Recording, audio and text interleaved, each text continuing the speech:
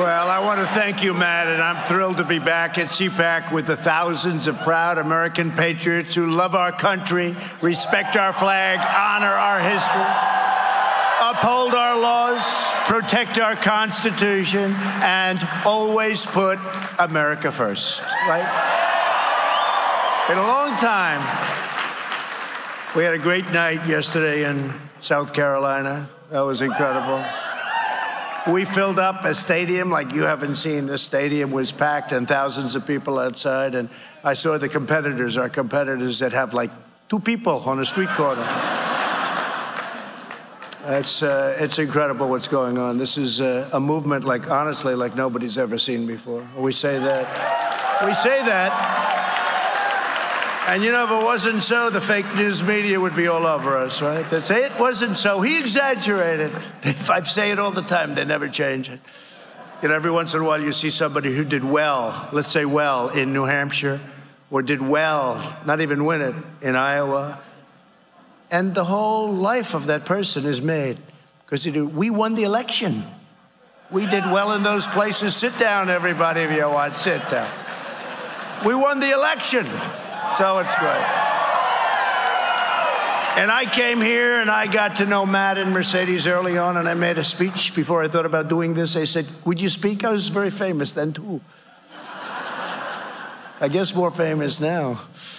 But I was very famous, and I made a speech, and they liked the speech. They said, you ought to run for president. I said, no, thanks. You remember that, Matt? You ought to run for president. We had a big crowd, and it was The Apprentice was doing so well. It was like a hot, to put it mildly, show.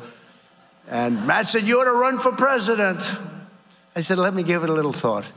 And a couple of years later, we said, let's do it. And then they said, I never forget one of the people, respected guy, Charles Krauthammer, right? He said on, well, this isn't so good, but he said on Fox, he said, no, why would he do this? You have 17 of the most talented professionals ever assembled that are running. Why would he run? He's not going to run. And if he does, he's only doing it for fun. You think this has been fun? Does anybody think? Mercedes, you think this has been fun? I don't think you know.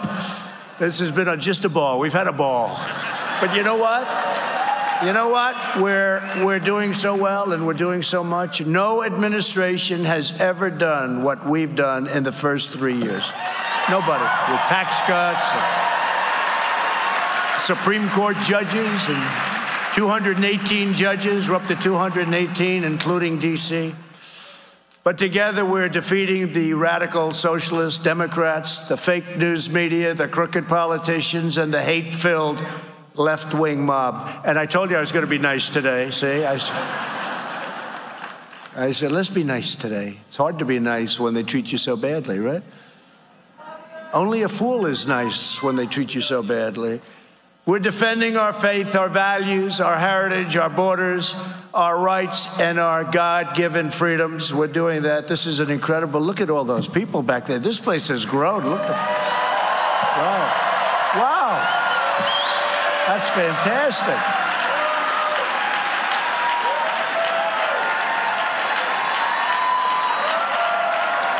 I don't know who they are, Matt, but they must be very special, this little group over here. For Matt to block out half the arena for this group of people, I'm trying to figure out who are they. At first, I thought they were the fake news. I said, it's too bad they have such a good location. I don't know who you are, but you're very important. True. Very important people. We're exposing the corruption of the Washington Democrats, and we're draining the Washington swamp.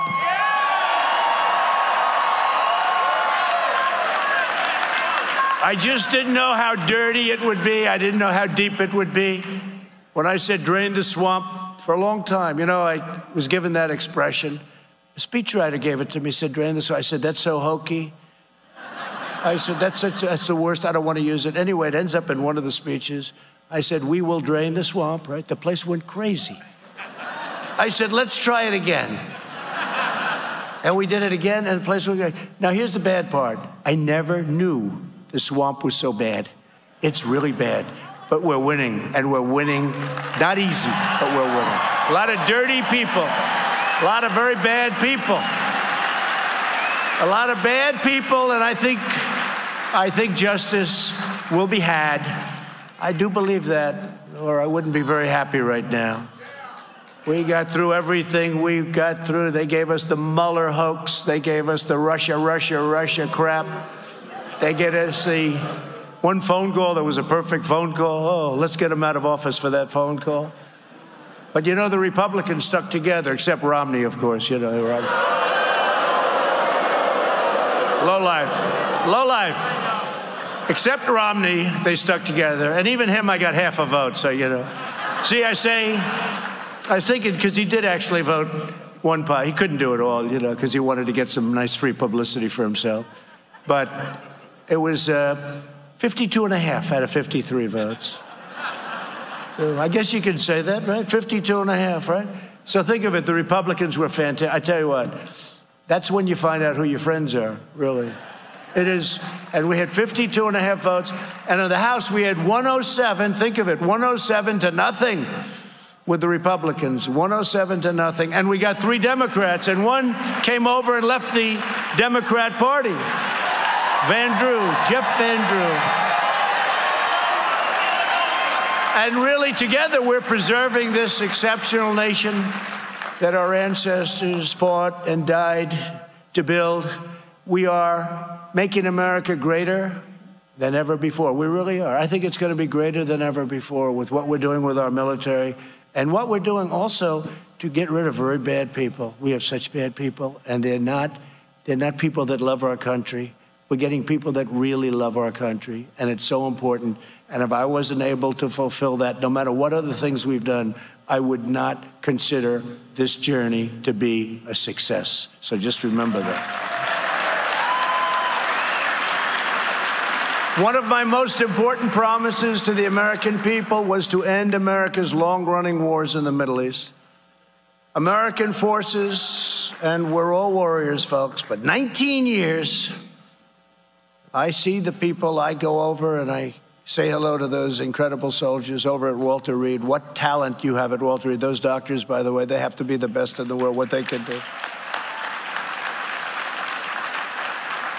And I see the arms and the legs missing, and I see what's happened to some of these incredible, beautiful people. And I see the strength, the spirit that they have. Most of them, I mean, even if they can't walk, if they've lost both legs, they want to go back. Sir, we want to go back. I want to go back.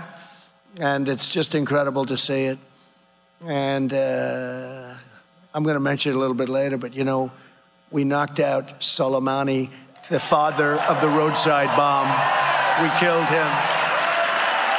And al-Baghdadi.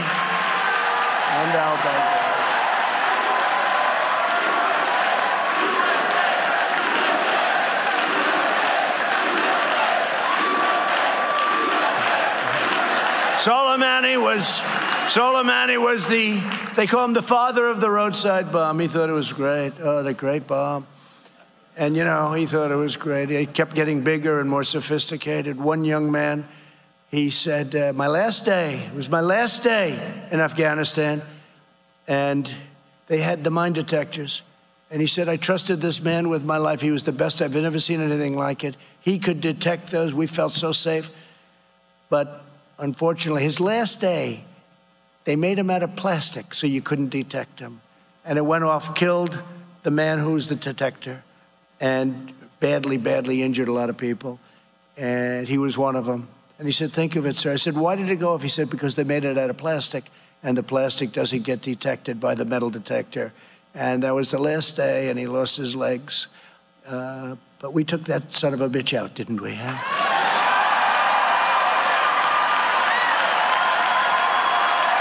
Should have been done a long time ago.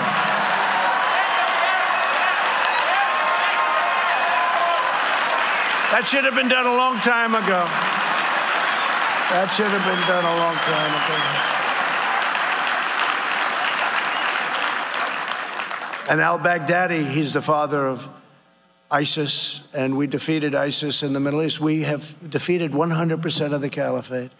But we said to the Europeans, hey, take your soldiers. We killed many, many terrorists. When I took over, by the way, it was a mess. There was so much. I hate to say this, Republicans, but they had maps and it was all red. Red meant ISIS. I hate to say it. I said, let's change the color. I actually did change the color. But they showed me maps. And large portions of Iraq and Syria, ISIS said, we don't want them ever to come here. And I had some great people and have some incredible generals. And I had a decision to make because that was just not, they were not doing it right. And we made the decision and we took them out. Remember, I got to 98% and I said, all right, now I can bring our people back home. Sir, and then what happened is the press, they didn't care, but they went crazy. He didn't complete the job. I was at 98%, Matt. They said he didn't complete the job. I said, General, complete the job. And they completed the job. But the Europeans should be helping us because many of those people that we're guarding now, thousands and thousands of ISIS fighters and others, and many of those people will go home to France and Germany and UK and others, and we say, take them. No, no, no, we don't want them. See, this is it. We do things for other people, and then they forget our allies. Sometimes our allies treat us worse than our enemies. I hate to say this to you, but sometimes they do. It's very sad. Did him a big favor, but that's all right. It's all working out very well. But we took out al-Baghdadi, who everybody was after. That was, you'd see him all the time speaking with a fan. That was an old picture. He was young, he got older. But they were looking for him for 16 years. And one of the first things I said when I came in is, you got to find this guy, al-Baghdadi. Yes, sir. All of a sudden they walk in. They said, we have him, sir. We're following him all over the Middle East. He'd move from place to place to place. We're following him, sir. And then they said, sir, we have him. And I had to give an order, and I gave an order. And I'll tell you what, 66, the most incredible soldiers you've ever seen. They went in on 8 helicopters. And you know, in modern day warfare, you can watch. I mean, I'm watching it. I'm watching it from the Situation Room. You believe it? It was like, you can't make a movie like this. For instance, there's no dog like Conan. No dog. There's no dog like Conan, right? In fact, Conan, after the operation, was a tremendous success. I mean, they were looking for him for a long time. And it was a lot of violent fighting. And then ultimately we got him. He was in a tunnel, at the end of a tunnel. And Conan was going after him. Conan almost was electrocuted, you know that story, but the guys went after him. And we got him. But you wouldn't believe how great it felt. And when you saw the professionalism of these soldiers, I can't even tell you. There's nobody has a military like we have. There's nobody with the talent that we have. It's incredible. They got him, and he knew it. He knew it. He knew it.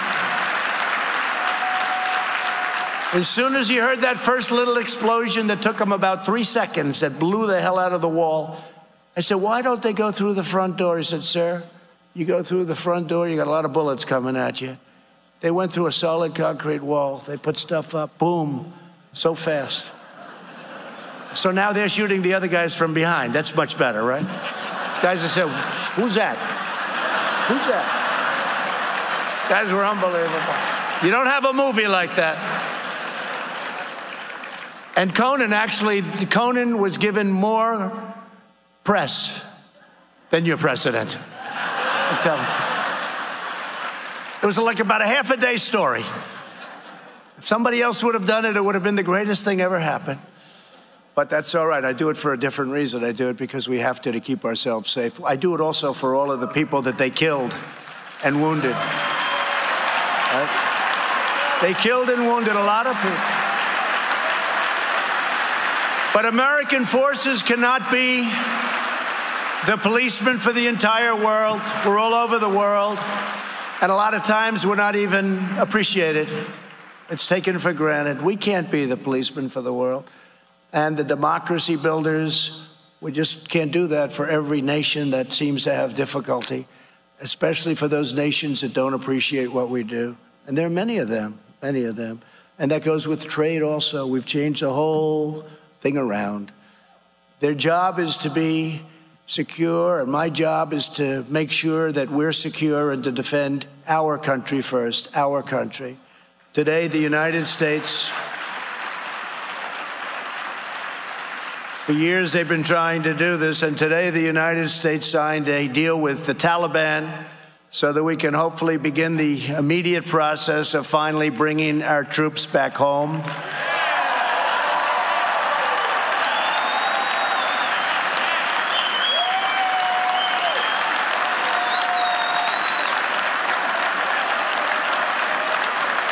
"19 years. 19 years we're there." Thank you. And as you know, others wanted to do it. We got it done and just signed it. And I want to thank a lot of people. We really have to thank. You know who we have to thank? The families and those incredible people that lost their lives to start off with, okay? Those incredible families. I've gotten to know so many of families. And we have to thank our wounded warriors that came home missing limbs and serious, serious things. Our great wounded warriors. We're taking good care of them, too. And I want to just thank our military because, you know, we've been really a police force there for the last long time. And we're not supposed to be a police force. We're supposed to be fighting soldiers. And we could win that war very easily if we wanted to kill 1 million people that have nothing to do with it, that don't know anything about us. And it's really a great feeling. I watched the ceremony today early in the morning on our television. And Mike Pompeo, Secretary of State, Secretary of Defense, Esper's doing a great job.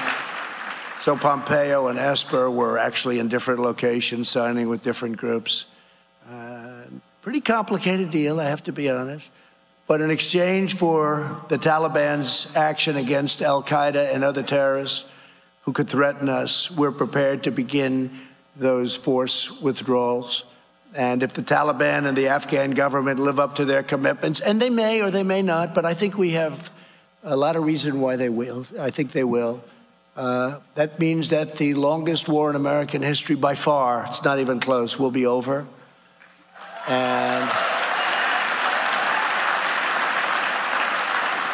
And again, the agreement was made possible by the extraordinary bravery of our American warriors, the sacrifice of these incredible people and their allies. And I want to also thank, I will say this, NATO came in and Secretary General Stoltenberg of NATO, you know, we had essentially 28 countries participating in this, and they're very happy to be out.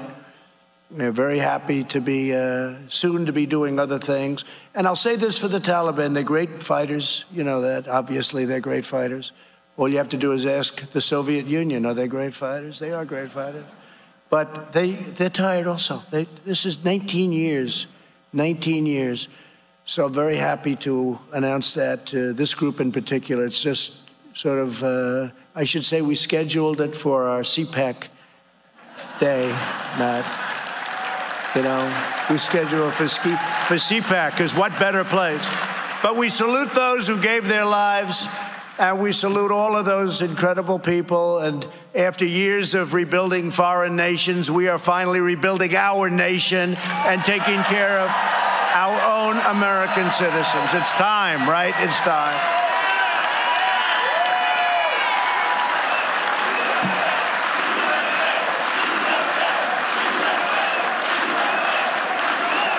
You remember recently when I took the soldiers out of Syria, and everyone said, well, we have to protect the border between Turkey and Syria. I said, why? Why? What does it have to do with us? They've been fighting for 1,000 years. What does it have to do with us? Why are we protecting the border? You can't do that. I did it. We created a safe zone. And I did leave a number of soldiers because we kept the oil. There's oil there, or we kept the oil, if it's okay. So they say, he left soldiers there. No, I left soldiers to keep the oil, okay? They don't want to say that. They like to say, he kept soldiers there.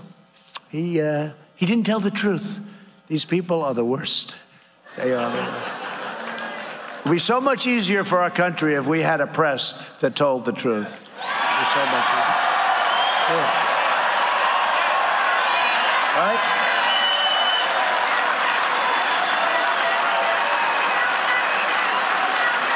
It's true.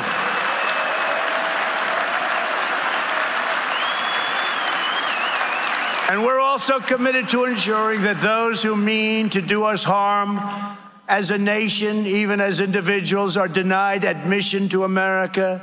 They're not allowed into our country. And we have some very, very powerful people right now. Our borders are strong. All of the 9/11 hijackers came here on visas, and we are determined to keep radical Islamic terrorists the hell out of our country.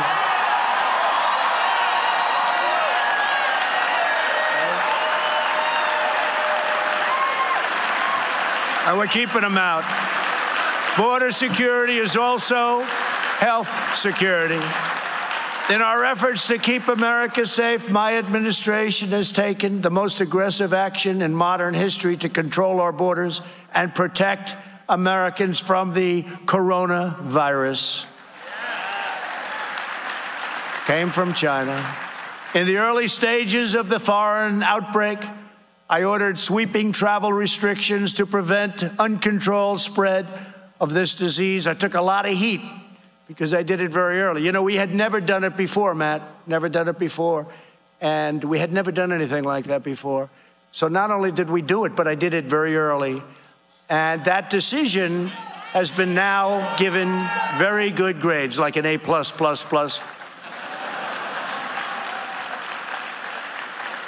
I took a lot of heat, even from my own people, but we did the right thing. The extreme fringes called us racists for imposing these critical life-saving measures. They wanted to let infected people pour into our country. I don't think they knew how bad it was, in all fairness. But nothing will deter us from protecting the well-being of the American people.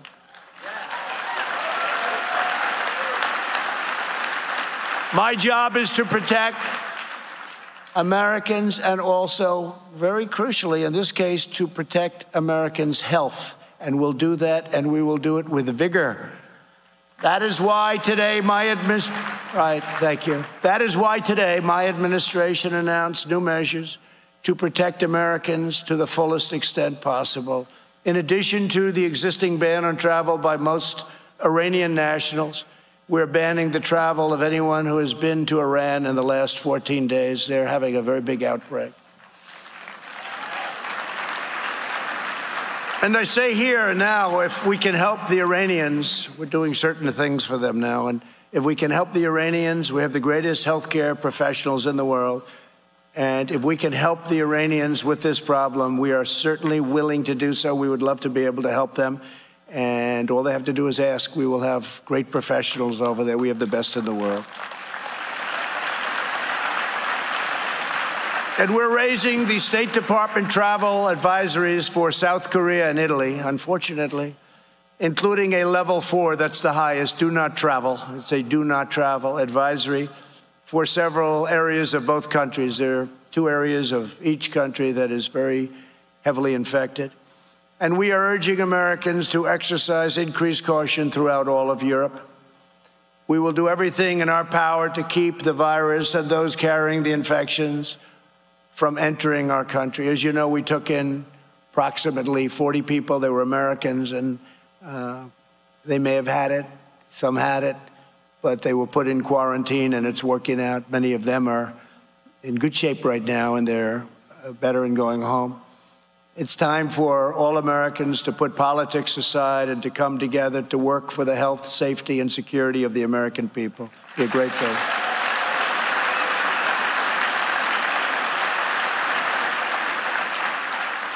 Because, you know, I watch, and maybe it's a natural reflex, but I watch because we have done a great job. I mean, if nothing else, making that very early decision, weeks early. And we've done a great job. And I've gotten to know these professionals. They're incredible. And everything is under control. I mean, they're very, very cool. They've done it, and they've done it well. Everything's really under control. But when they put a mic in front of a Democrat, and the Democrat said, doesn't even know what's going on. How is Trump doing? He's doing a terrible job. Well, sadly, I'd probably say the same about them.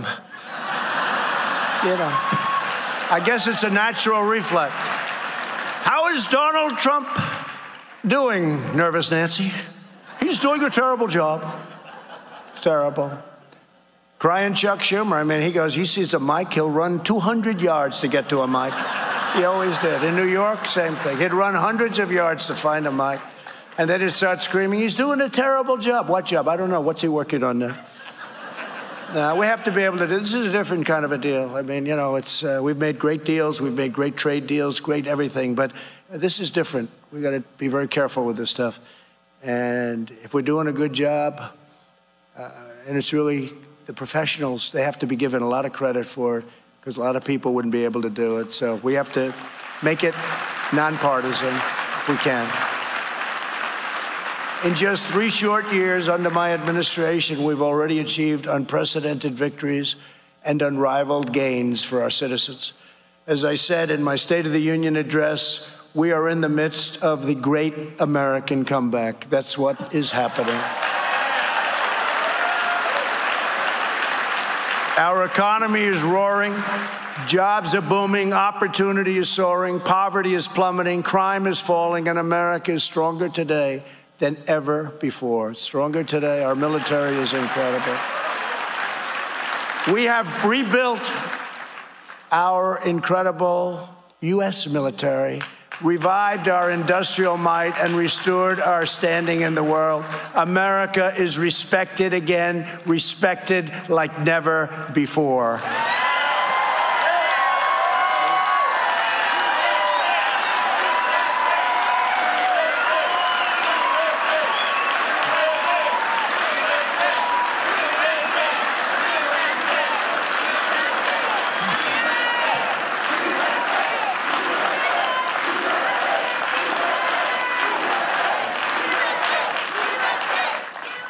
Since my election, America has gained 7 million new jobs, 5 million more than government experts projected at the end of the last administration. They were saying the most you could possibly do is 2 million. We did 7 million.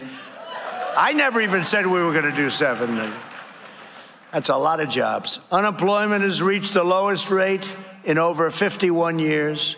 The average unemployment rate for my administration is the lowest for any president in the history of the United States. That's a good one. That's a good one.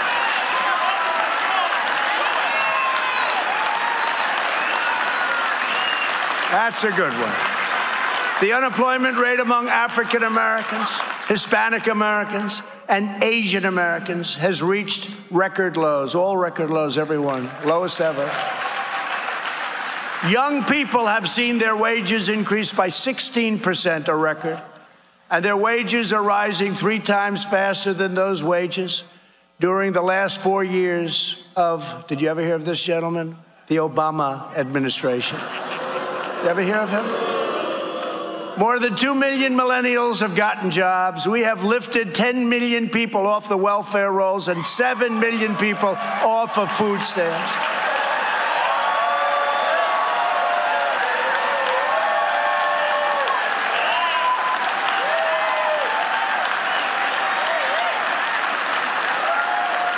And under the so-called Trump economy, we are actually achieving the progress, hope, and change that liberals have been falsely promising for decades, but utterly failed to deliver or produce, and it's really driving them crazy.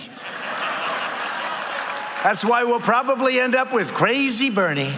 Crazy Bernie. He's crazy. We got some beauties. We got Sleepy Joe, we got Crazy Bernie, we got Mini Mike, but I think he's out of it. I would like to spend $700 million and end up with nothing. Mini Mike. I know him well. I knew that was going to happen. That was probably the worst debate performance in the history of presidential debates. Do we agree? Has there ever been anything like that? But he's going to keep spending the money. I think this weekend he's going to, I hear his ad stop on Tuesday. He's going for Tuesday. He's going to spend a lot of money. It just shows you that you can't buy an election. I mean, there's a point at which people say, you got to bring the goods a little bit, too. You got to bring the goods. Boy, did Pocahontas destroy him, I'll tell you. And look what I did to her. She choked. You know, she went out and got a test because I was killing her with a Pocahontas. Remember I said, I have more Indian blood in me than she does, and I have none. Right? I said it. Love to have some, but I have none. And she was getting hit with that name, Pocahontas. That was one of the good ones.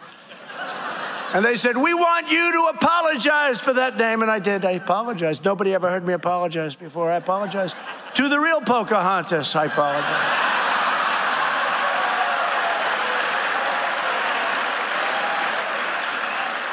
But she went out and she said, oh, this guy's killing me. Remember, she was dropping like a rock. But I learned something. Never do it too early. A year and a half before the election, I said, what am I doing? I should have saved it. But that's all right. Because she had those burning embers, and then she started, but ultimately she failed. She's gone, so. But she was really mean to Mini Mike. I'll tell you, the way she treated her. He didn't know what hit him. He's going, oh, get me off of this stage. Get me off. Get me off of this stage.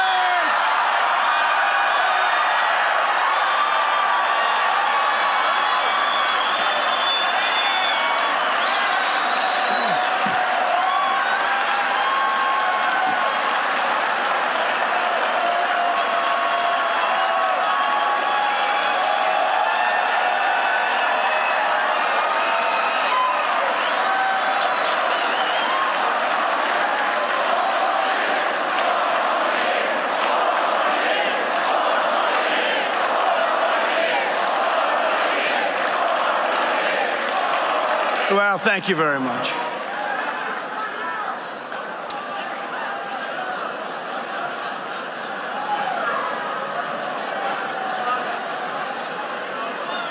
We hit a nerve there, huh? Bad guy. Far-left radicals have become increasingly desperate and increasingly dangerous in their quest to transform America into a country you would not recognize, a country in which they control every aspect of American life.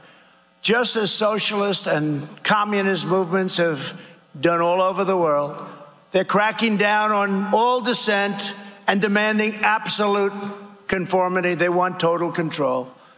They want to massively raise your taxes, bury you in regulations, take over American health care, indoctrinate our children from kindergarten to college, and you see that happening. Kids are coming home saying, what's going on here, Dad? The kids get it. But eventually, they can be taught, unfortunately. Impose a fanatical code of political correctness, bombard our citizens with fake news propaganda, and implement policies that would turn America very quickly into a large-scale Venezuela.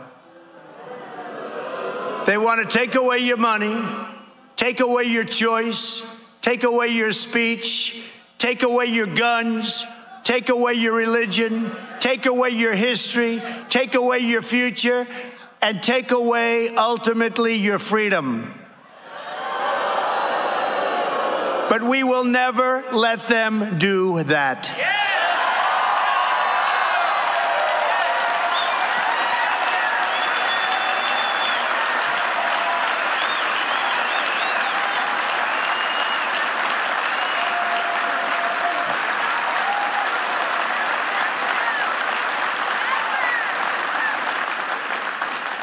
For many years, the radical left's sustained assault on American democracy, culture, institutions, and values went unanswered. But now we are fighting back, and we are winning like never before. We're here. We are winning, you know? There was a time I used to come to CPAC. It didn't have this kind of energy. Number one, you didn't have the president. You know, I was only going to do this for Matt once. I said, look, I'm president. I can't go to CPAC, right, Matt? I said, I can't do it. So I did it. We had a great time. Next day he calls, can you do it again next year? I said, yeah, I guess. This is like my fourth time or something, right? Or more. And I'll be here next year, okay? Why not?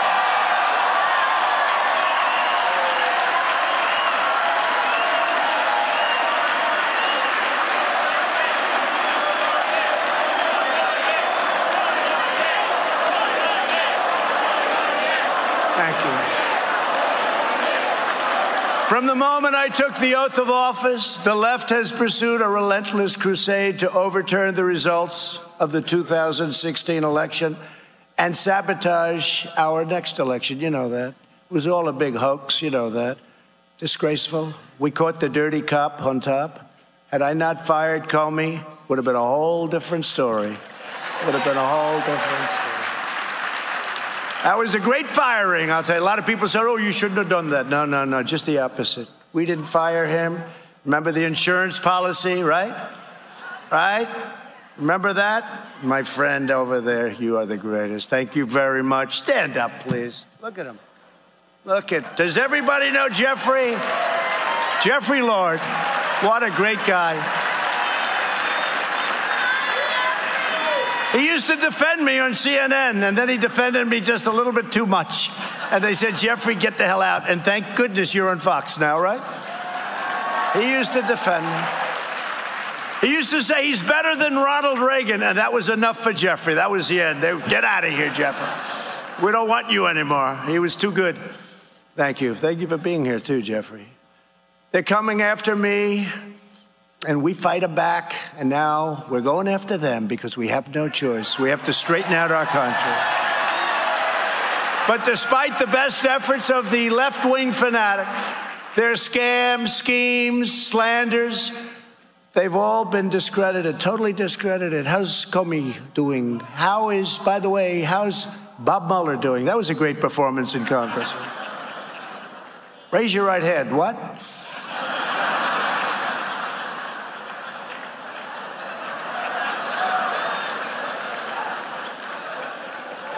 Did you want a job in the White House, running the FBI? No. Oh, he did. What happened to him? That was a lie. We have it down. He said no, it was a lie. He wanted a job. He wanted to be director of the FBI. And then they appointed him the following day into special counsel. I call it special prosecutor because special prosecutor is a much more accurate name. What they did to us, what they tried to do. And yet, can you imagine with all of that, going through all of that, with a cloud over your head like nobody's ever had, for us to have seriously done more than any other administration? I mean, it's sort of a miracle when you think. Sort of a miracle, or it's a toughness, or it's something. Maybe it's right there, right? Thank you. Thank you, God.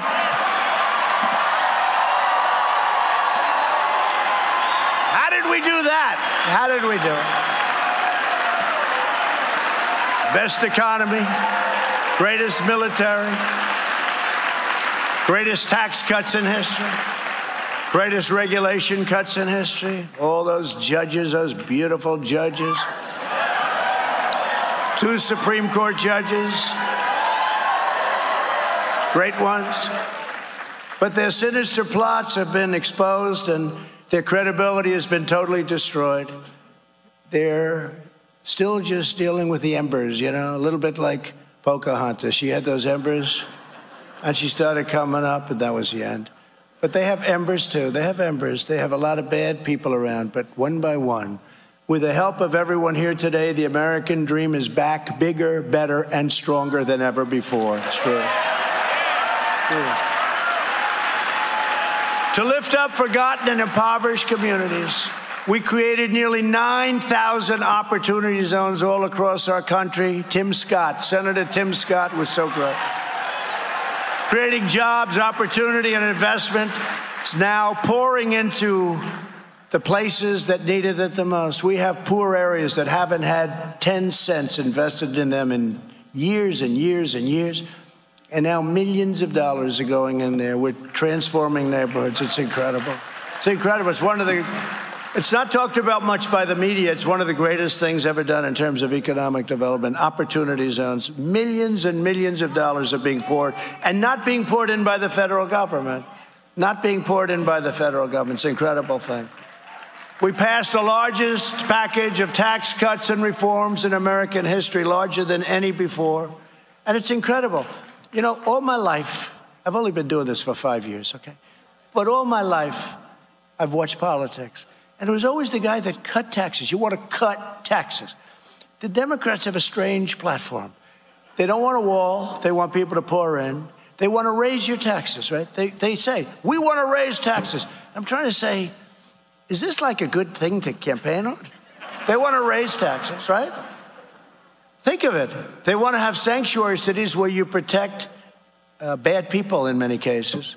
The sanctuary cities. And by the way, we just won the big case. Did you see that? Whoa, 2 days ago.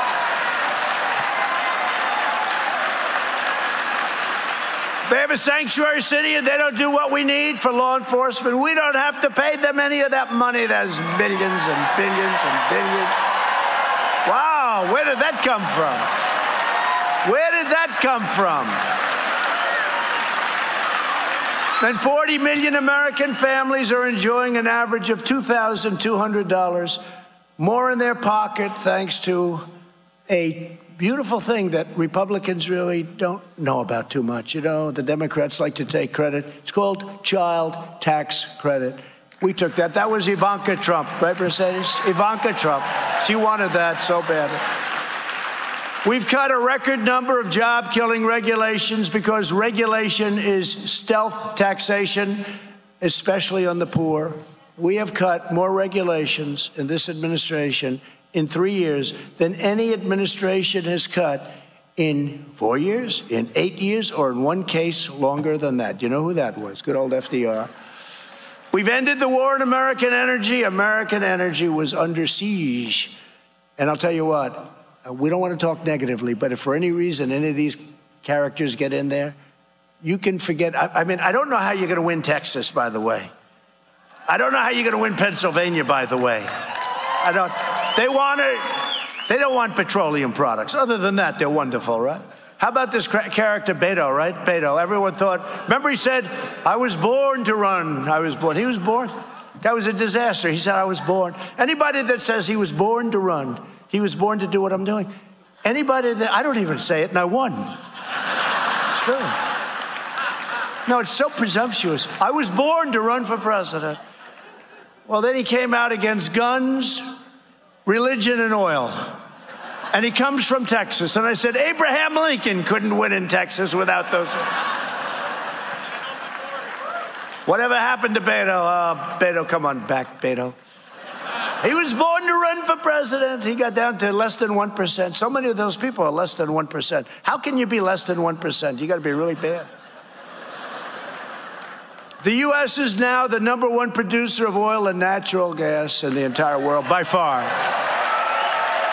Never again will our country be at the mercy of hostile foreign suppliers. America has declared energy independence. I declared it. We're energy independent.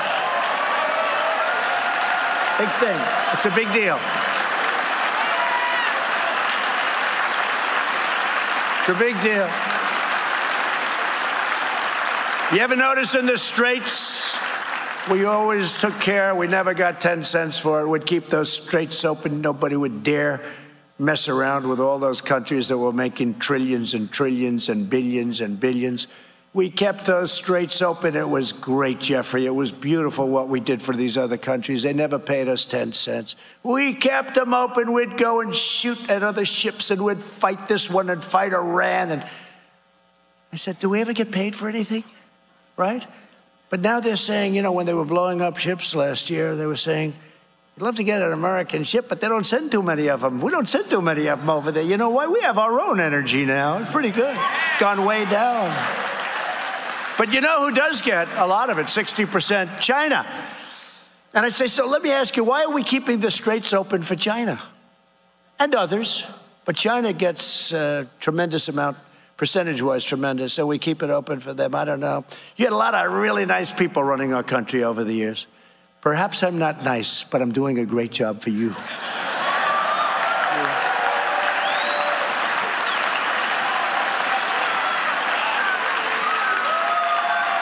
Well, it's true. Yet every Democrat candidate wants to shut down American energy production. How do you do that? Including oil, natural gas, clean coal, and nuclear. They like wind. I won't repeat it, but last year, the best line of the whole thing was wind, right? Darling, I'd like to watch television. I'm sorry, Alice. The wind's not blowing. You can't watch the debate. That was the best line. I'm not going to go through it now because I don't like to be repetitive. Like Sleepy Joe, where he says the same thing 4 different times. Or he's got a bad habit.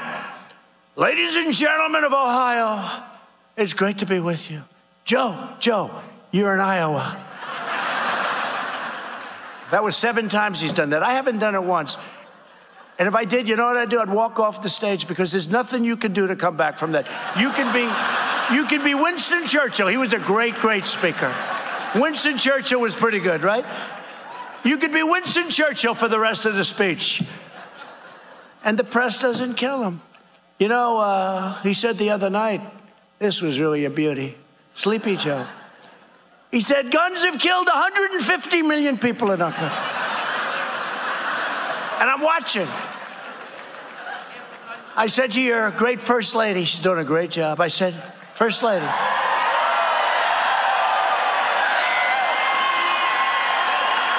Doing a great job.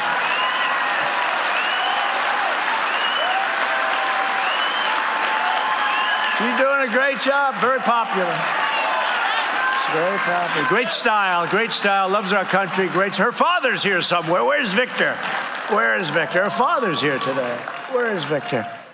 Her father is here someplace. He's someplace in this massive room. There he is. Hello, Victor. Her father, great guy. But I said to our great First Lady,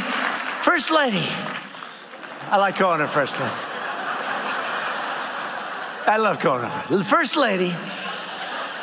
She said, it's okay, you can call me Melania. Good. Okay. Now see, when I have fun like that, you know what's going to happen tomorrow? That'll be a headline. He calls her First Lady. Because they're dishonest people. We can have fun. Remember this thing? Russia, if you're listening. Remember, it was a big thing. In front of 25,000 people. Russia, if you... It was all said and done. They cut it off right at the end. So that you don't see the laughter, the joke. And they said, he asked for help, right? Russia, if you're listening, very famous. They cut that thing so quick at the end because they didn't want to hear the laughter in the place and me laughing. It was just boom. These are really dishonest people. But I said to her, it's true, I said to her, let me ask you this. Did he just say that we killed 150 million people? That's half of our population. This is a terrible event. We have to find out what's going on. This is bad. This wasn't reported by the fake news. It's true. I said, I've got to check that, First Lady, because you know what? If 150 million people were killed last year by guns, and they didn't report the story. See, they didn't report it. But you know what, interestingly, though, so I said, well, his debate is dead. It's dead. Nothing he can say. At the end, they said his debate was great. He did a great job. If I would have said that, it would have been over. You know, it only takes one little phrase for me, like a little couple of words. If you mispronounce a word, you know, with all I speak, they say, if he mispronounced the word the, he said the. If you mispronounce the, there's something going on, something wrong. Here's a guy said they killed 150 million people with guns and nobody even talks about it. But it is true, he said, a lot of times he blows it with the, you know, you could, I don't do it, fortunately I don't need it yet, hopefully, maybe someday I will. But you know what you can do? You write down the name of the state that you're speaking in. And you put it up there. And whenever you're going to say the word, you look down. I'm in Florida today, folks. I'm in Maryland. I'm in Virginia. I'm in Iowa. So they corrected him the one time. He said, Iowa. And then they said, no, Idaho. And he said, didn't I say that? No, he didn't say that. He thought they were the same. Now, he's going to have, I think, a pretty big win today, I think, based on the polls. I don't know. How the hell does he have a big win? Can you imagine? And I don't know, maybe we should do, I did a poll last night, right? Should I do that here? Am I allowed? You promise you're not going to charge me? These pollsters, they're the other ones. Like the Fox pollster is the worst of all. But I don't know, Fox is good, but the pollster's so bad. Fox is good, they're okay. But they're okay. They put certain people on, they have a good show, and then they put these people, the never Trumpers, on at the end. There's nothing you can do to recover from that. But, the pollsters are very phony, a lot of them. Some of it's worse than the actual journalists and reporters and stories. But last night I did it in South Carolina. It was incredible. And we had, what would you say, like Madison Square Garden almost, right? That thing was packed, thousands and thousands of people. And we took a poll. Who would be my best person to run against? In other words, who would I do best against? Okay, to put it in very plain language, who the hell would I beat the easiest, right? And I took a poll, and I'll tell you the results, but let's do it here, right? This group is, okay. So, Pocahontas, we don't have to waste our time with, right? Klobuchar, we don't have to waste it, right? Let's not waste a lot of time, okay? Buttigieg, I don't see it. To me, every time I look at that face, I see Alfred E. Newman. It's true. No, it's true. It's Alfred E. Alfred E. Newman, Mad Magazine. See, the problem is most of you are too young. All these beautiful young women up here, they don't know what the hell I'm talking about. But the old ones, the ones with the white hair, they know exactly. They're laughing like hell. But it's true. Somebody said, use howdy doody because everyone knows. I said, no, that's no good. It's got to be perfecto. And Alfred E. Newman's perfecto, but you're going to have to go back and get Mad Magazine, which I guess is out of business for a long time, like most other magazines, right? But it was one of those things where I didn't add his name. Then we went to Mini Mike. I said, I don't see it. Should we add his name? I don't see it. He's going to have to spend a hell of a lot of money really fast because he's getting killed in California. He's losing in Texas. He's losing all over the place. How the hell do you spend that much money and lose? They had an article in, of all places, the New York Times, and it had the amount of personal money, not money you raised, personal money that somebody put up, and how they did. And they started off with Mike Bloomberg, and I think he's like at $500 million, more than 500. This is personal money. He writes checks like a drunken sailor, if I can use that expression. How much? You think those consultants, I know some of his people, they're bad people, they are ripping him off. He's got a couple of people right at the top. They are ripping him off. They are laughing all the way to the bank. Keep running, Mike. Mike, keep running. You're going to do it, Mike. Give us another $300-400 million. I guarantee you the presidency, Mike. Now he's looking, I promise you $500 million and I'm down at 10%. What the hell are you doing to me? Why did you make me do this, he says. No, but I know some of his people. They are ripping him off like you never believe. So I said, should we put Mini Mike in there? I don't see it, right? No? Okay, I don't see Mini Mike. People got wise to him really fast. Didn't take too long. You still have to, you can't buy, it showed something nice. Assuming that happens, I don't think. You can't buy an election. You really can't buy, and that's a good thing, not a bad thing. That's a good thing.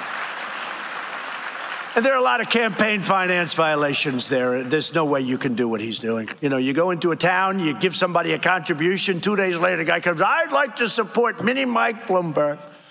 There's something strange with that whole deal. So we have two names. We have one is Crazy Bernie. He's crazy. And we have, he's like a crazy professor. And we have the other one is Sleepy Joe Biden, right? So let's take a poll, we'll go Biden first. Scream like hell if you think I should run against him, right? Is that okay? In other words, because we're going to beat him. Who will we beat? So scream like hell. So Sleepy Joe Biden.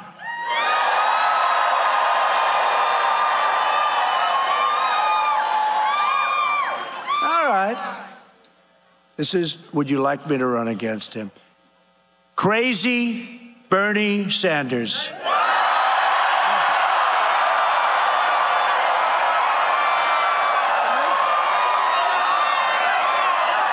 You can't charge me.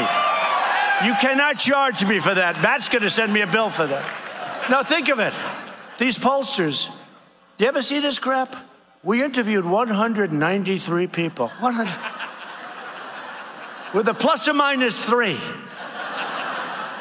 You have thousands of people in here. I got it for free. But Mercedes will send me a bill, I guarantee you that. For a free poll. So look, that happened last night too. I did the same thing. They think that Crazy Bernie, how could you be easier to beat than Joe? You know, the guy can't put 2 sentences together. It's insulting. How can you be easier? But, you know, he is more down the middle. You know, everyone knows he's not a communist, right? And with Bernie, there's a real question about that. But he's definitely a radical left socialist Democrat. And people know that. With Joe, he's sort of down the middle, you know. The difference is Joe's not going to be running the government. He's just going to be sitting in a home someplace. And people are going to be running it for him. And they will be radical left socialists. So that's what you have to remember. There's no way he's going to be running the government. But we're reversing decades of calamitous trade policies, breaking up the unholy alliance of lobbyists, globalists, and special interests that bled our country, bled our factories, and bled our people dry.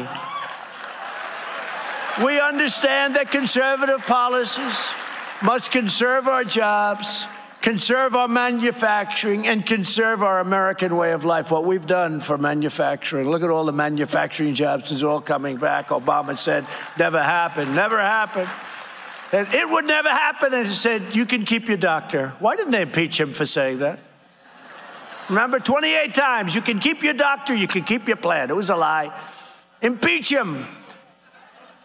America lost 1 in 4 manufacturing jobs following the twin disasters of NAFTA and China's entrance into the WTO. The worst 2 deals ever made in, now I say, see with all the women, humankind. I used to say mankind. Sounded sort of good. Now I say humankind. I don't use it that much. Right? The women know what I'm talking about. The women get it better than the men. The women get it better. They named me Time Magazine Person of the Year, right? Now, this year I lost to Greta. Greta. I lost to Greta. I said, who? I'm not going to get involved in that because last time I got in a little trouble. But I lost to Greta. But doesn't matter. I've won it, you know, enough. I mean, in all fairness, when the whole world evolves around this person, I don't say good, bad, or, but you turn on that stupid CNN, you turn on MSDNC, you turn on Fox, every story is Trump or Trump related, right? There's no, if a plane goes down with 700 people on it, they don't even cover it anymore. That used to be a big event. They don't cover it anymore. It's really unfair. But it's been, by the way, have we all had a great time, though? This journey, right? This journey has been amazing. You know, I tell the story. A month before I ran, I said to my wife, well, I'm thinking about it. Said to a couple, I'm thinking about it. Didn't think too much about it. I thought about it like a day before I ran. But I remember seeing the New York Times. It came to my office. I held it up. It was like a thing you hand out at a grocery store. You know, it would have blown away with a little wind, about 2 miles an hour. It would have blown away. That was the New York Times. Now it's a vibrant paper. But when I'm no longer here in 5 years or 9 years or 13 years or 17 years, 21, 25. No, they actually think I'm not leaving, you know. This crazy Bill Maher. Bill Maher, you ever hear this guy? He says, you know he's not leaving. He has a guest, some guest, that didn't have a clue. And the guest, he said, you know, Trump is going to win. You know that, don't you? He's going to win. You know he's going to win, don't you? Like it's devastated, Bill Maher. It's a nut job. You know he's going to win. And the guest says, no, we're going to fight very hard. We think we have a good chance. No, he's going to win. And then you know what? He's never leaving, don't you? He's never leaving. No, he's never leaving. No, he's got it work. He will never leave. There's no way. And I used to think he was kidding. He's not. He is a total nut job, this guy. But under my administration, the great betrayal of America is over. It is no longer for sale. Last month, we ended the NAFTA catastrophe, and I signed the brand new U.S.-Mexico-Canada agreement into law. Great job. The USMCA is a gigantic victory for farmers, ranchers, manufacturers, and workers all across our country. And by the way, speaking of farmers, something they don't know, but they're learning fast, no more estate tax on your small farms, small businesses, small other things. No more estate tax. People don't talk about it. It's a big thing, big provision. Big provision. If you love your children, it's great. If you don't love your children, it's irrelevant. Don't leave the money to them. But, you know, in years gone by, great farmers, they have a good land, good everything, but they don't make that much cash. It's a tough business, right? And the banks would come in, loan money to the children, and the banks would end up owning the property, and all hell was going on. It was terrible. No more estate tax, or as we call it, death tax. No more on small farms and small businesses. Great thing. Nobody talks about it. Nobody talks about that, but it's a big thing. If you love your children. If you don't, does anybody here not love your children? Raise your hand, please. Look at that, not one hand. Well, that's conservative people. They all love their children, right? Now, there's one hand in the back. I'm not calling. I also took the strongest ever action to confront China's illicit trade practices. You see what happened there? And our strategy worked, and we have a great relationship with China now. We have a very good relationship. They didn't even respect us. They were taking out $500 billion a year. We had a trade imbalance. We had a deficit of more than $500 billion with a B dollars a year. Can you believe that? Who the hell can sustain? Who wants to even talk about that? So we started charging tariffs. They hit our farmers. I gave the farmers everything that they took out, and the money came from China because it came out of the tariffs, and we had a lot of money left over. Long, complicated story, but not really complicated. No other president ever thought of it. And now the farmers love me, and we ended up making a great deal. But they loved me before. You know, the farmers, when they'd go to CNN, would go up, "Isn't it terrible what President Trump is doing to you with the trade war?" He says, "No, it's hurting me badly, but the trade war is necessary, and it should have been done years ago." Everyone, I've never heard anybody say different. I've never heard anybody say different. The farmers are unbelievable. But I went to Sonny Perdue, our Secretary of Agriculture. I said, "So let me ask you, China's tough. They're smart. They hit them. How much did they take out last year? $12 billion. How much did they take out this year? $16 billion. That was last year." I said, 16 billion, 12 billion, good. We're going to give them back the 12 billion, then we gave them back the 16. Everything they took out. I said, what was the best year they ever had with China? It was 16 billion. I said, good. I'll reimburse them the 16 billion out of the tariffs that China's paying. And by the way, you know, China respects this, just so you understand. You know, other presidents knew that they were getting ripped off. They didn't know what to do about it. They said, they'll attack our farmers. All the farmers will go bust. They didn't know. Charge them tariffs, pay them back, and then keep a hell of a lot more money than you're even giving to the farmers. And we kept tens of billions of dollars. And we made our first deal, and Schumer went, "It's terrible, the deal." He took the tariffs out. Now, nobody wanted tariffs until I taught them what tariffs are. But it's terrible he took the tariffs out. Actually, I didn't. They're paying 25% on $250 billion. I don't even know how we pulled off that one. But they're paying. But China's great, and now they want to negotiate phase 2 because they want to stop paying the 25% on $250 billion. Otherwise, we have no leverage, right? We have no leverage. But the farmers are the greatest. And even before they knew I was going to be able to reimburse them all that money that was being taken out of their pockets, they said to me, I had 25 farmers in the White House, right in the cabinet room. I used the cabinet room. Everybody else used it only for the cabinet. I use it for everything but the cabinet. No, I use it for farmers. We have it's this incredible room, right? This incredible room. And I said to the farmers, I said, you know, I want to give you back money. I want to give you a subsidy. Oh, we don't want the word. They didn't want, everybody else, they didn't care what I used. I could use subsidy. I could use welfare. I could use any word I wanted. The farmers hated the word subsidy. Sir, we don't want anything. We just want a level playing field. It's been this way for 20 years, and it's been absolutely hurting us. They didn't want anything. And I said, you know, are you serious? They said, yeah, we just want a level playing field. Nobody can beat us, and it's true. Nobody can beat. They want a level playing field. And I said to myself, can you imagine? Everybody that comes in, countries, other businesses, everybody, they want money. The farmers don't. They just wanted a level playing field. And that was at the bottom when they really were looking. It was looking pretty bad. But now China's going to be buying $50 billion worth of product. The most they ever got was 16, so they're buying 50. We agreed to 20. And in the final day, they were getting the agreements ready. I said, how much are the farmers getting? Meaning, how much is China going to purchase from our farmers? 20 billion. I said, do me a favor, make it 50. They said, 50. I said, the farmers can't do that much, can they? I said, no. China said, absolutely not. I said, look, what does it mean? You got 1.5 billion people. What the hell difference between 20 billion and 50? It doesn't mean anything. They said, you're right, we'll give you 50. It's crazy. It's crazy. My only problem is I don't think the farmers can produce that much. It's going to be very good to be a farmer when that whole thing kicks in. We understand that our First Lady and highest, and you have to remember this, when our First Lady came out, she said to me today, say hello to everybody.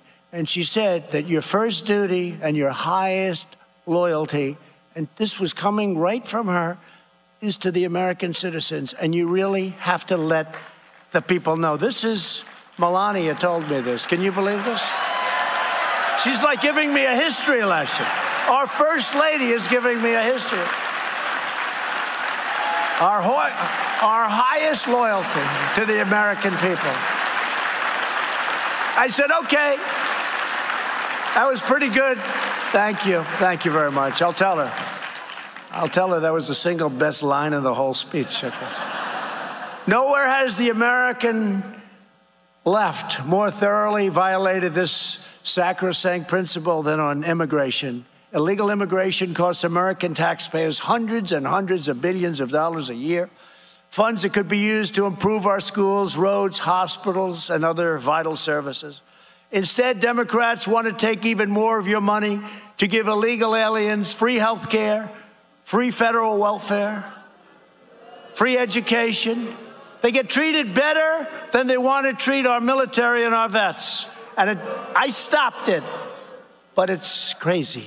The Democrat Party's immigration policies empower bloodthirsty cartels that maim, murder, and torture, that smuggle and traffic innocent human beings, that flood our communities with poisonous drugs. The left's immigration policies are not compassionate. They're heartless, merciless, and cruel. Countless Americans are killed every year by criminal aliens. These are illegal aliens that come in, and they are, in many cases, very bad people. In Houston, Texas, an illegal alien was charged with the murder for killing a 75-year-old grandmother in her home, stabbing her with a vicious machete knife 13 times in the chest. In Georgia, an illegal alien was charged with murder for killing, beheading, and dismembering his neighbor. Yet despite these travesties, the far left supports deadly sanctuary cities where people like that get protection, that release criminal alien predators into innocent communities rather than handing them over to our great heroes of ICE.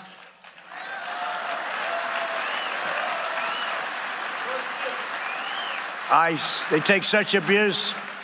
ICE, the toughest gangs in the world, MS-13. They slice people up. ICE takes them out by the thousands. Nobody else wants that job. The men over here don't want that job, I can tell you right now. They're tough and they love our country, but they got to be tough. Last year, California's sanctuary law forced a single county to release over 1,000 convicted criminal aliens, and nearly 240 have already been arrested, and they're looking for others. And those are just the crimes that we know about. Montgomery County, Maryland, announced a sanctuary policy last July. Since then, at least 10 illegal immigrants have been arrested for sex crimes, including the rape of an 11-year-old girl. In Seattle, officials released a known MS-3, think of this, This was a known MS-13 gang member who later beat a 16-year-old boy with a baseball bat and hacked him to death with a machete. The list goes on and on and on, and these people are protected by their sanctuary city fools. In my State of the Union address, I called on Congress to pass legislation allowing the victims of these deadly policies to sue these sanctuary cities for the pain, anguish, and suffering they inflict on our people.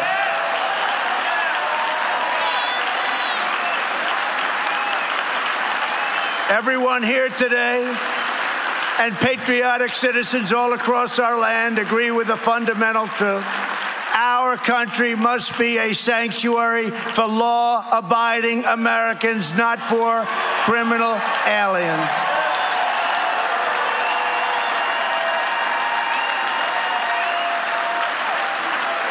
The left's crazy mantra is no borders, no nations, and no more deportations. They don't want to deport. Crazy Bernie said he'll never do a deportation. Right? Remember what he said? I better save this stuff. Maybe he won't get the nomination. I won't say that he said he thinks the Boston bombers, right? The Boston guys, right? He said they have the right to vote. He said prisoners in prison have the right to vote. They said, does that include the Boston maniac that's scheduled to die? Death penalty, which is very good. But does that include that? He said, yes, he would get the right to vote. Do you believe that? That this guy would get the right to vote. So I said, I won't use that until later on. And I used it today at CPAC. And now he'll find a way of getting out of it, and I won't be able to use it against him in a campaign. That's no good. See what I do here, Matt? That's too bad. Too early. I got to wait till about 2 months before the vote, right? Right? She's going, yes, please wait. Except then you wouldn't have enjoyed that. But it's true. It's true. Yeah, it's okay for him to vote. It's fine. He killed many people, badly maimed and wounded many people, and he's got the right to vote. Can you believe that this is where we've come? We believe in strong borders, sovereign nations, and the prompt deportation of anyone who illegally breaks into our country. And thanks to our tireless efforts to secure the border, we have reduced illegal crossings by a staggering 75%. We have ended catch and release, the worst of all the loopholes.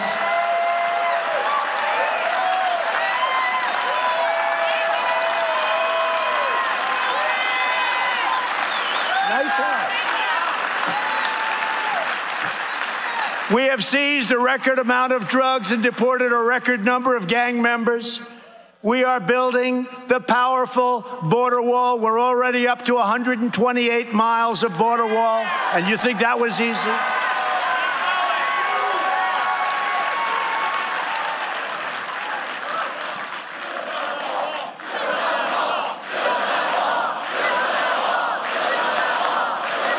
It's being built.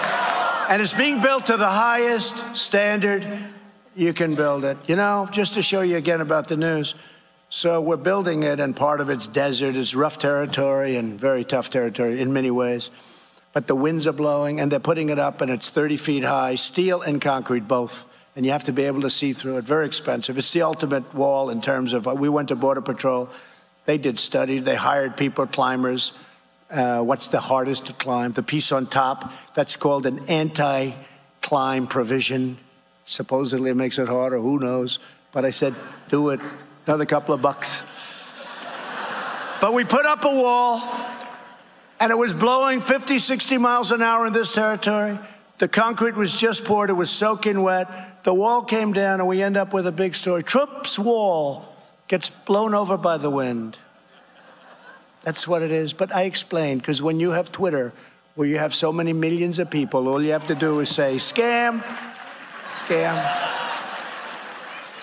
We can get the word out. Now we lifted it right back up and put it back, and we held that sucker in place until the concrete dried.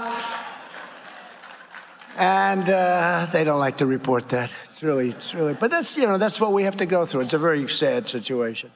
Another grave threat facing our country. And by the way, on the wall, so we're up to over almost 130 miles of wall. Think of that. But, I mean, really amazing.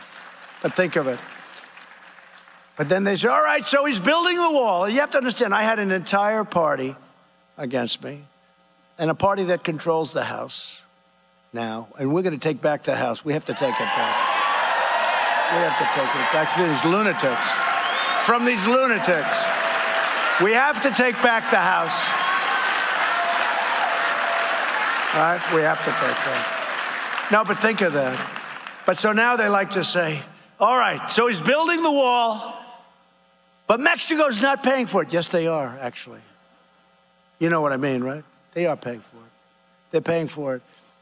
Oh, they're going to die when I put in this, what we're going to do. But no, they're paying for it. And they're okay with it because they understand that's fair.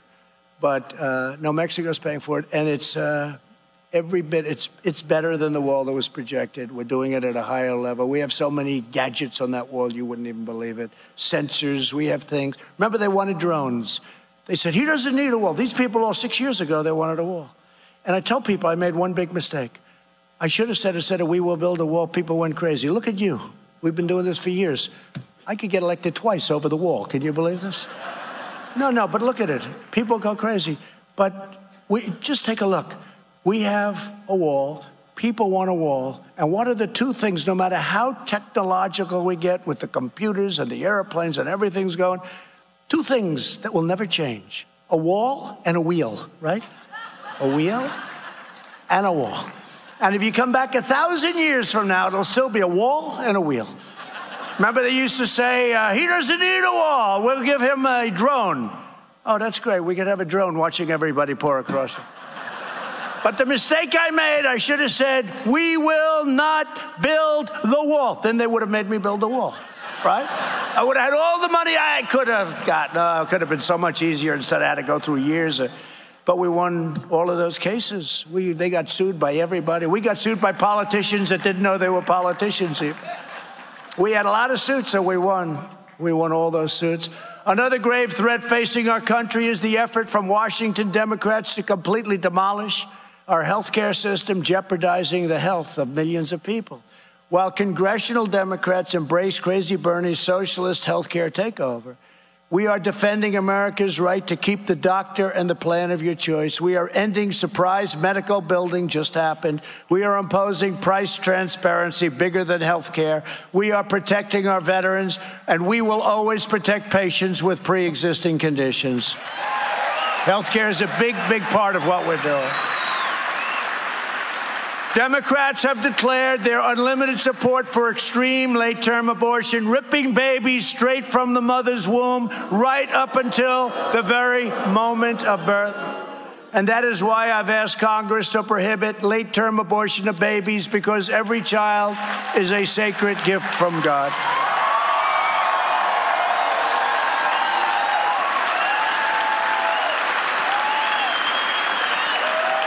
Thank you. In my State of the Union address, I also asked Congress to pass legislation providing 1 million American children access to school choice, because no child should ever be trapped in a failing government school. And with the help of many of the people in this room today, we passed criminal justice reform to reduce recidivism and to help former inmates successfully rejoin society. We are helping prisoners like you wouldn't believe, people that are in, like Alice Johnson. You saw Alice Johnson, right? She served 22 years, made a phone call, and she's not trying to defend herself from the phone call. 22 years, she had another 20 or so to go, and we got her out. She's a great woman. Through our pledge to America's workers, employers are providing millions of marginalized workers with the skill they need to transition from government dependence to self-reliance. That's what we need, and we need people. To defend the rule of law, we have confirmed a record number of judges who will interpret the Constitution as written. That'll be nice.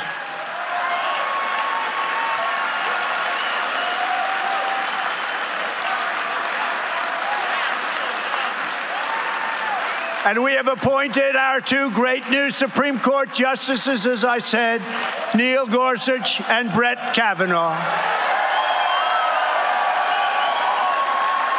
As the radical left moves aggressively to curtail freedom of speech, we are proudly defending free speech, including our college campuses. Any college that refuses to respect your First Amendment rights now risks the loss of billions and billions of federal taxpayer dollars.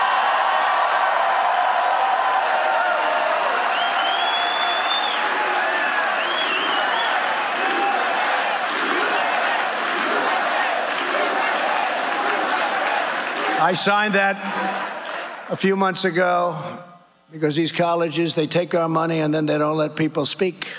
So now they won't take our money, and I guess they can do whatever they want, but they're not going to get money. It's billions of dollars we're talking about. We're also combating anti-Semitism on college campuses. We're stopping the flow of taxpayer money to colleges and universities that support anti-Semitic hate. And we've invested nearly $2.2 trillion to build up the unmatched strength of the United States military. $2.2 trillion. And for the first time in over 70 years, the Air Force being the last, we created a new branch of the American Armed Forces called the Space Force. Together, we have revitalized the values, traditions, and principles that have always defined American greatness. Citizens of every age, race, color, and creed are rejecting the left's insanity and joining us in the fight to save this glorious nation. And that's what we're doing. We're saving this nation. Every day, our movement grows bigger, bolder, and broader, and America's future gets brighter, brighter, and brighter. Our movement is united by a towering spirit of patriotism, a profound and abiding love for our fellow Americans, and a deep reverence for the rights and liberties given to each of us by the hand of Almighty God. We know that America is the greatest nation to ever exist. We know that America is the strongest force for good in the history of the world. And we know that America is the home of the toughest men and the strongest women ever to walk the face of the earth.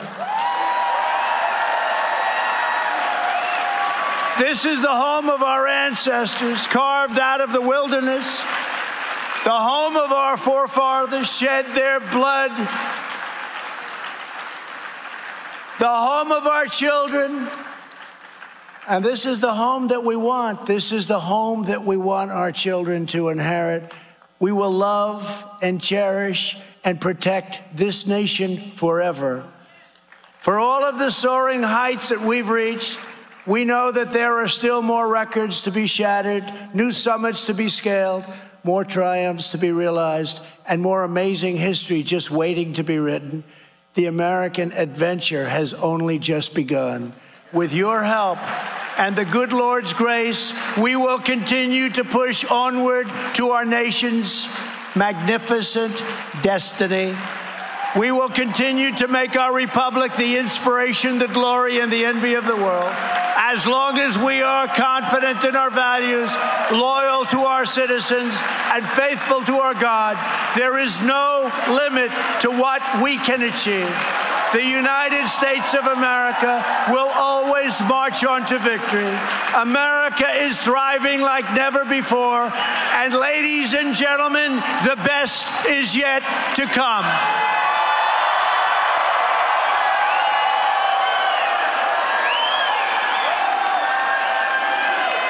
I want to thank Matt. I want to thank Mercedes. I want to thank the great patriots of CPAC. God bless you. God bless America. And we will see you next year. Thank you very much.